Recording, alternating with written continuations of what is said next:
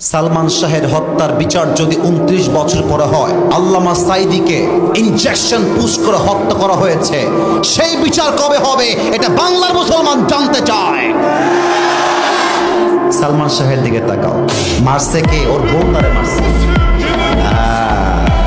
বাবুরা, নারী জাতি সম্মানের জাতি, মায়ের জাতি, সম্মান করবা, বাট বিশ্বাস সব নারীকে করতে গেলে বাস খাওয়া, আর কিছুই খাবা না।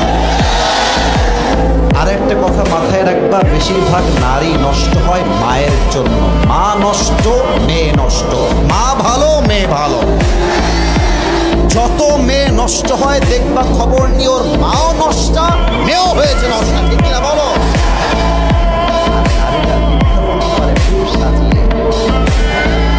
আমি তোমাকে ছাড়া বাঁচবো না, তোমাকে ছাড়া আমি মরে যাব। আরে বাবু, दाल में कुछ काला तो जरूर है, धोखे में पड़ना नहीं है। ये जिंदगी अपना जिंदगी है, किसी लड़की के लिए अपनी जिंदगी बर्बाद हो जाएगा ये तो नहीं हो सकता मेरे दोस्त। একটা মেয়ে ধোকা দিয়েছে মানে যে আমি বেকা হয়ে যাব? নো। আরে ওর জন্য একটা বিয়ে যায়, আমার জন্য 4টা বিয়ে যায়। ও একটা করবে, আমি 4টা করে দেখায় দিব, বড় টাইম নাই। 29 বছর পরে ইনভেস্টিগেশন করে আপনার সালমান শাহের খুনি বের করছেন, আর বাংলাদেশের কোরআনের উজ্জ্বল নক্ষত্র, কোরআনের পাখি আল্লামা সাঈদীকে জেলখানায় ঢুকে 12টা বছর নির্যাতন করে শহীদ করা হয়েছে। এর বিচার কবে হবে? আমরা জবাব চাই। বাগমারা ভাইরা বলেন,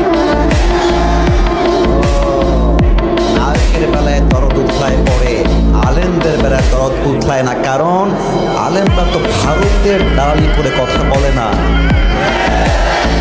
ভারতের দালালি করে কথা বললে আলেমদের দাম বেড়ে যেত। মাথায় রাখবা, এই বাংলাদেশ ভারতের জন্য স্বাধীন হয় নাই। এই বাংলাদেশ স্বাধীন হয়েছে মায়ের ইজ্জতের বিনিময়ে।